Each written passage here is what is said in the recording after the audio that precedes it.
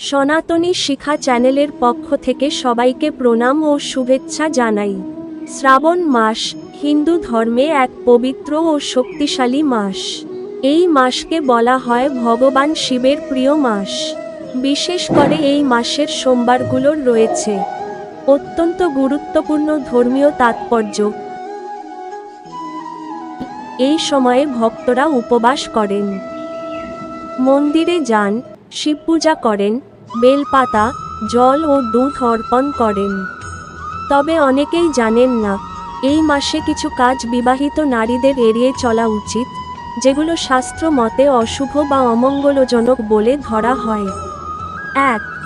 সিঁদুর বা শৃঙ্গার বাদ দেওয়া যাবে না। শ্রাবণ মাসে অনেক নারী উপবাস বা ব্রত পালনের সময় সিঁদুর না পরেন, ভাবেন এটা ব্রহ্মচারিণী রূপ ধারণের অংশ।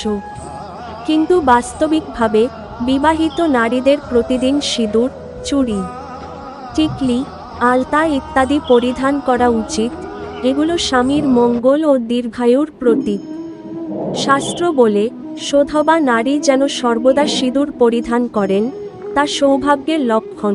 সিঁদুর ত্যাগ করলে তা অলক্ষণে পরিণত হতে পারে। ২. কালো ও গাঢ় রঙের পোশাক পরিহার করুন। কালো রং হিন্দু শাস্ত্রে সাধারণত অশুভ শক্তির প্রতীক হিসেবে দেখা হয়। শ্রাবণ মাসে দেবতা শিবের আরাধনায় সাদা, হলুদ, হালকা সবুজ রঙের পোশাক শ্রেয়। এসব রং শান্তি, শুভতা ও পবিত্রতার প্রতীক।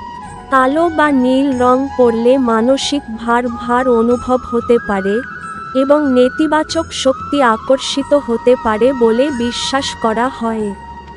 ৩. শিব পূজায় নিষিদ্ধ বস্তু ব্যবহার নয়। শিবলিঙ্গে কিছু জিনিস কখনো দেওয়া উচিত নয়, যেমন কেতকী ফুল, তুলসী পাতা, শঙ্খের জল, তিল ও লাল চন্দন। এগুলো শিব পূজায় বর্জনীয় বলে বেদ ও পুরাণে উল্লেখ আছে। বিশেষ করে তুলসী, এটি বিষ্ণুর প্রিয়। তাই শিবের পূজায় এটি ব্যবহার করলে উল্টো ফল হতে পারে।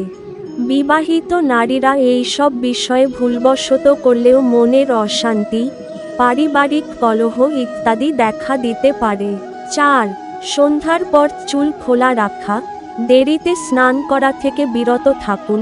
শ্রাবণ মাসে প্রতিদিন ভোরে উঠে স্নান করে শিবের ধ্যান ও পূজা করাই নিয়ম।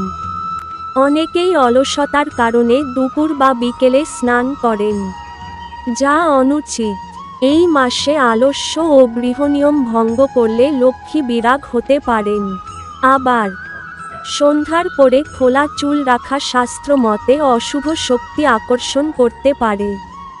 বিবাহিত নারীদের উচিত সন্ধ্যা নামার আগেই চুল বেঁধে নেওয়া ও শান্তভাবে পূজায় বসা।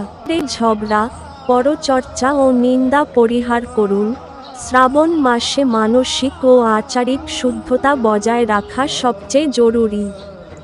এই মাসে যদি কারো সঙ্গে বিবাদ হয়, উচ্চস্বরে ঝগড়া বা পরনিন্দা করা হয়, তাহলে তা পূজার ফল নষ্ট করে দিতে পারে। বিবাহিত নারীদের উচিত ঘর সংসারকে শান্ত রাখা ও মুখে সদা মধুরতা বজায় রাখা। ৬. সোমবার ব্রত পালন, কিন্তু নিয়ম না মানলে বিপরীত ফল। শ্রাবণ মাসে সোমবার ব্রত রাখা খুবই পুণ্যময়, কিন্তু অনেকেই নিয়ম জানেন না। যারা ব্রত রাখেন তাদের উচিত ভোরে উঠে স্নান করে পরিষ্কার পোশাক পরে শিবলিঙ্গে গঙ্গাজল, দুধ ও বেলপাতা অর্পণ করা। উপবাসে ফলমূল, জল অথবা নিরামিষ খানার অনুমতি আছে, তবে মশলাদার খাবার, রসুন, পেঁয়াজ ও অন্য ত্যাগ করাই শ্রেয়। ভুল নিয়মে ব্রত পালন করলে ফল হতে পারে উল্টো। ৭. অতিরিক্ত বিলাসিতা বা শো অফ নয়। এই মাসে আত্মসংযম, ভক্তি, দান ও সাধনা এই ৪টি বিষয় মূল। এই সময়ে অপ্রয়োজনীয় খরচ, গহনা প্রদর্শন বা আত্মপ্রচারণা ঠিক নয়। বিশেষ করে বিবাহিত নারীদের উচিত বিনয়, গাম্ভীর্য ও ভক্তিভাব বজায় রাখা। শ্রাবণ মাস শুধু উপবাস বা পূজার মাস নয়, এটা হলো নিজেকে শুদ্ধ করার এক সুযোগ। বিবাহিত নারীদের জন্য এ মাসে আচরণ, পোশাক, পূজা ও পারিবারিক জীবন সবকিছুতেই সংযম ও ভক্তির প্রকাশ জরুরি। আসুন আমরা শিবের আশীর্বাদে পরিবারের শান্তি, স্বামীর মঙ্গল ও নিজের আত্মিক উন্নতির পথে চলি।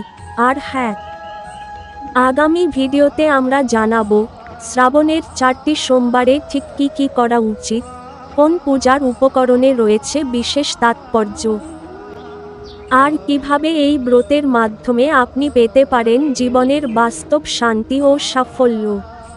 তাই জানতে চ্যানেলটির পাশে থাকুন। ভিডিওটি যদি ভালো লেগে থাকে তাহলে একটা লাইক দিন, বন্ধুদের সঙ্গে শেয়ার করুন, আর আমাদের চ্যানেলটি সাবস্ক্রাইব করতে ভুলবেন না। ওম নমঃ শিবায়।